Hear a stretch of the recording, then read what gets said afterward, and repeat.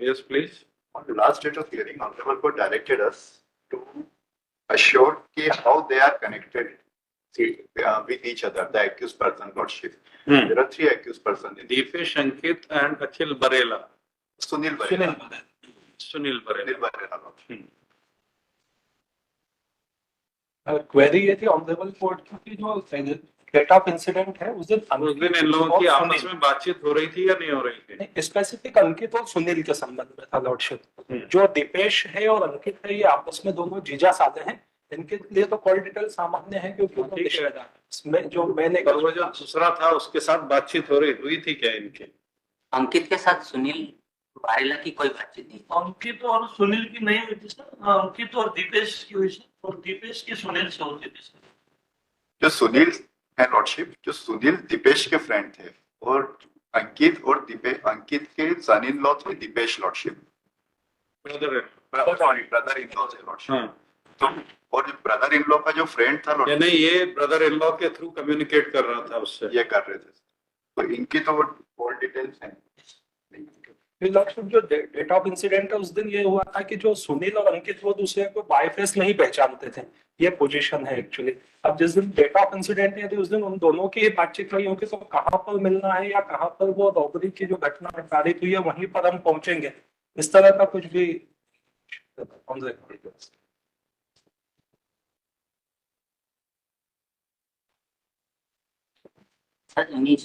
Sheet file हो गई? नहीं सर, एक के संबंध में हुई है क्योंकि हम जो दीपेश है उसको 27 अगस्त 2024 को अरेस्ट किया है लॉर्डशिप। आप किसकी एंटिसिपेटरी बेल में किसकी तरफ से? मैं अंकित की ओर से एंटिसिपेटरी। सर प्रोसिक्यूशन का इनिशियल जो केस था ना वो भी यही है कि अंकित ने खुद ने जो रॉबरी करके जो एक्यूज भाग रहा था उसको पकड़ा, उससे पैसे जब्त किए, उसको थाने लेके गए और पैसे सीज करवाए और कंप्लेंट डाली। एक्चुअल ओरिजिनल कंप्लेनेंट जो है वो प्रेजेंट एप्लीकेंट ही अंकित ही।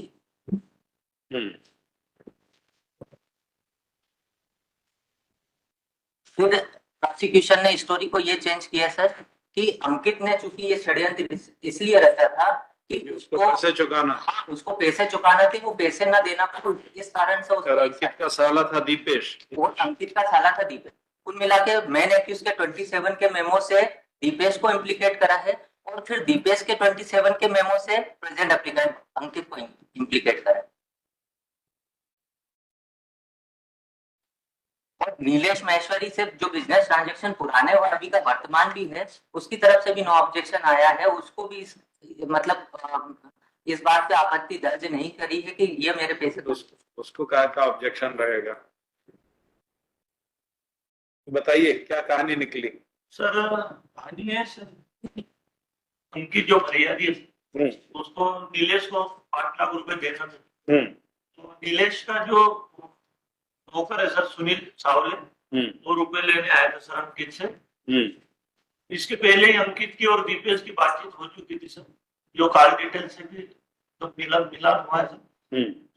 दीपेश जो है सर अंकित का साला है, ये अपने गांव बावगढ़ में बैठा हुआ था सर। और दीपेश ने सुनील को और उसके दोस्त सोनू को खरगोन भेजा सर, जो आकर इससे मिले थे सर। मोबाइल से बात नहीं हुई लेकिन इनसे रूबरू मिले अंकित से।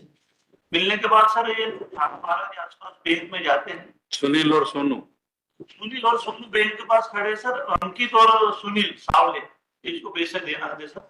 ये बैंक में गए, रुपए निकाले। उसके बाद में सर पास में एक पेट्रोल पंप है सर रिलायंस का, वहां पर गए। वहां से आने के बाद पीछे से इन्होंने झपट्टा मार के उसे बेच। ये सोनू या सुनील इनमें से किसी का बयान आपने रिकॉर्ड किया है जो मुलजिम थे? सोनू का किया है। सोनू का किया। उसने बोला था कि मैं ये अंकित से मिला था। हाँ वो अंकित से मिला सर। वो दीपेश का भी बयान है। नहीं सोनू ने बोला कि मैं अंकित से मिला था। हाँ मिले थे सर दोनों। देखो ये जो झपट्टा मारने वाले सोनू और सुनील हैं, ये अंकित से मिले थे ऐसा कहीं आया है बयान? मेमो में है। पढ़िए जरा मैम। सर दीपेश का मेमो बनाया गया। दीपेश के मेमो में आया था कि मैं किराना व्यापार करता हूँ। मेरी बहन दिव्या पति अंकित जायसवाल निवासी सोयनसो खरगोन में रहती है। मैं खरगोन आता जाता रहता हूँ। खरगोन मंडी में मेरे जीजाजी अंकित के पास काम करता था। अनाज व्यापारी पर मंडी से करोड़ों का कारोबार है। मेरे जीजाजी अंकित मुझे बोलते थे कि मेरे ऊपर कब्जा हो गया है, परेशान हूँ, आत्महत्या कर लूंगा बोलते थे। वो परेशान रहते थे तो मुझे बुलाते थे, मैं आकर उनको समझाता था। दिनांक 13/8/24 को मेरी जीजाजी ने मुझे बताया था कि मुझे धौली वाले को 5 लाख रुपए देना है, उसका आदमी खरगोन आने वाला है, तो तू व्यवस्था जमा लेना। तो मैंने जीजाजी को बोला कि मैं खरगोन नहीं आऊंगा, किसी को भेजूंगा, काम हो जाएगा, हम लोग मोबाइल पर बात कर लेंगे, जो भी आएगा से मिल लेगा। तो मैंने मेरे दोस्त सुनील उर्फ लाखा को बोला कि कल खरगोन जाना है। मैं सुनील को पहले ही समझा दिया था और जिया जी के बारे में बता दिया था। दिनांक 14/8/24 को सुनील उर्फ लाखा मोटरसाइकिल से मेरे गांव से सुबह 10:15 बजे सोनू टावर को लेकर निकल गया था। रास्ते में मेरी सुनील व अंकित जिया जी की फोन पर बातें हो रही थी। मेरे गांव से सुनील को समझाते जा रहा था। करीब 12 बजे के आसपास सुनील व सोनू खरगोन पहुंच गए थे। मैंने जीजाजी को फोन पर बता दिया कि उनको मिलवा दिया था। जीजाजी को बोल दिया था कि इनको समझा देना। दोपहर 1 बजे के पास मुझे पता चला कि लाखा को पैसे छीनकर भागते समय लोगों ने पकड़ लिया। मेरे जीजाजी अंकित और मेरी जो पैसे छीनने की योजना थी वह फेल हो गई थी। मेरे जीजाजी ने कर्जा के कारण पैसे लूटने की योजना बनाई थी, जिससे मेरे दोस्त सुनील को शामिल किया था कि घटना के समय मेरे गांव उधर से मैं रहूंगा तो मेरे नाम नहीं आएगा, लेकिन मेरे जीजाजी से मेरे मोबाइल नंबर 6267493911 से जीजाजी के मोबाइल नंबर 94 सोनू का बयान। ये सुनील उर्फ सोनू पिता भीम सिंह। मैं मजदूरी करता हूँ, कक्षा 8वीं तक पढ़ाई की है। मेरे घर में मेरे पिताजी भीम सिंह उर्फ ड्राइवरी करते हैं। मेरी माँ का नाम नौसी बाई है। हम 2 भाई बहन हैं। सबसे बड़ी मेरी बहन बाई पति दिनेश बरडे निवासी सोनपुर, उनके पास और बाद मेरे भाई सोहन है। मेरी बड़ी बहन रेणु पति रुमाल तरोले निवासी। जहाँ पे अंकित के बारे में है वो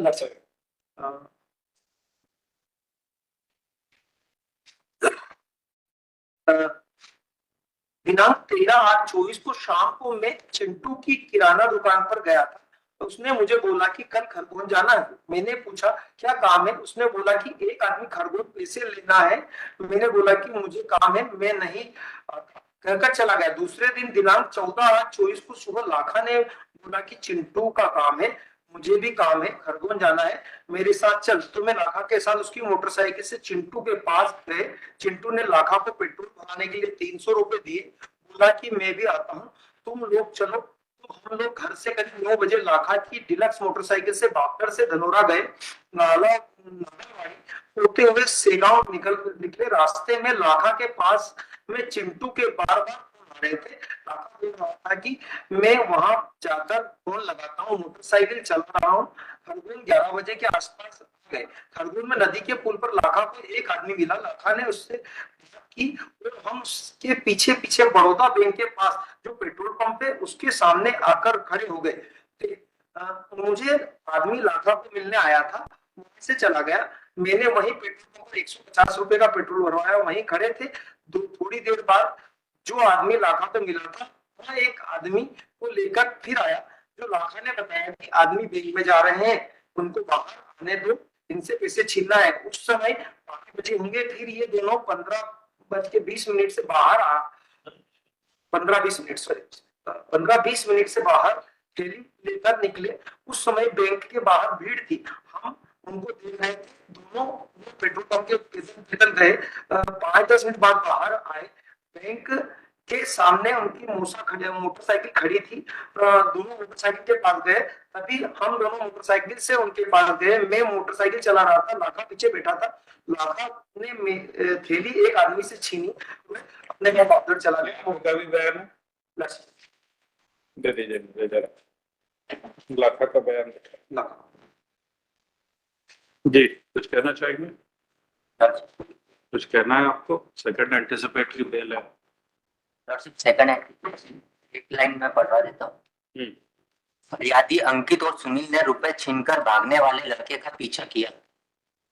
खसखस बाड़ी तक किया तो खसखस बाड़ी में जिमी और उसके साथियों ने उक्त लड़कों को घेर कर पकड़ लिया। उसके हाथ में सुनील से छीने गए 5 लाख रुपए भी मिल गए। सर, कंप्लेनेंट जो इन्होंने 27 के मेमो में इम्प्लीकेट किया है कि सोनू और सुनील, 2 व्यक्तियों ने ये घटना की है, संपर्क में थे दीपेश के। दीपेश के 27 के मेमो में ये लिया है कि उसने अपने जीजा के कहने पे इंसिडेंट किया है। सर, मेरा सबमिशन ये है कि यदि प्रेजेंट एप्लीकेंट अंकित के कहने पर अगर ये इंसिडेंट किया हुआ तो प्रेजेंट एप्लीकेंट आरोपी के पीछे भागता, नहीं उनसे जब्ती करवाता, नहीं वहां पे थाने पे जाके कोई कंप्लेन करवाता। सर, 5 लाख रुपए जो पुलिस ने सीज किए हैं उस जब्ती सुपुर्दगी पे लेने का, रिसीव करने का राइट सिर्फ 2 ही व्यक्तियों को यहाँ पे है, या तो प्रेजेंट एप्लीकेंट अंकित है या नीलेश है। प्रोसिक्यूशन ने बाद में जो स्टोरी बताई, अगर आप एक बार FIR देखेंगे तो अटेम्प्ट टू रॉबरी का एक केस रजिस्टर्ड हुआ। उसके बाद में 27 के मेमो में प्रोसिक्यूशन ने ये बताया कि मैं नीलेश महेश्वरी को पैसे नहीं देना चाहता था, मेरे ऊपर कर्जा था, इस कारण से ये सब साजिश मैंने रची है। सर, नीलेश महेश्वरी और हमारे बीच में कई बिजनेस ट्रांजेक्शन हुए हैं जिसके संबंध में उसने 482 भी ऑनरेबल कोर्ट के सामने फाइल की है पेशमेंट के लिए ग्राउंड ऑफ कॉम्प्रोमाइज। साथ में इस प्रेजेंट बेल एप्लीकेशन पे भी उसका नो ऑब्जेक्शन है रिगार्डिंग कि हमारे पैसे से रिलेटेड कोई डिस्प्यूट नहीं है। Learned counsel, no case for anticipatory bail. You wish to withdraw it or have an on merits? Sir, मेरी 482 की पेंडिंग, इसमें तो सर अगर सरेंडर साथ में करते हैं क्योंकि फिर उसमें भी 482 सुनेंगे उस पे, विल हियर ऑन दैट।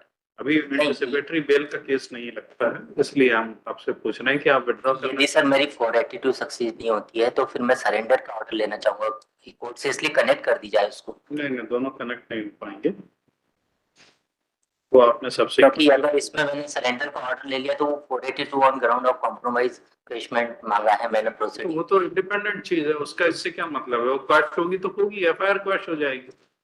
और लास्ट क्वेरी ऑनरेबल कोर्ट की यही थी कि मेरा सुनील से कोई कनेक्टिविटी नहीं है, सोनू या सुनील से कोई कनेक्टिविटी, कॉल डिटेल नहीं है। कॉल डिटेल्स आ गए हैं, मैंने सुन लिया आपको पूरी तसल्ली से, मैंने सारे मेमोस पढ़े, उसके बाद जो ओपिनियन है कोर्ट का वो मैं आपको बता रहा हूँ।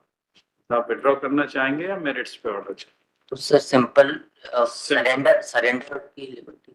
सरेंडर करना चाहें तो आपको कौन रोक सकता है? आप अभी जाके कर दीजिए। नहीं, वो सरेंडर ट्रायल कोर्ट, क्योंकि फिर वही 27 के मेमो के अलावा मेरे से तो इन्वेस्टिगेशन में कोई इंट्रोगेशन होना नहीं है सर। ठीक है, सिर्फ 27 का मेमो ही मेरे से लेंगे और वो इस स्टोरी को लिंक करेंगे कि हाँ मैंने ये सब किया था। दीपेश में मैं जरूर आपका बेल कंसिडर करूंगा, बिकॉज कितने दिन की कस्टडी हो गई उसकी? अबाउट 2.5 मंथ हो गए हैं। 2.5 27 का प्लस की सीट। ठीक है, दीपेश का कंसिडर करेंगे।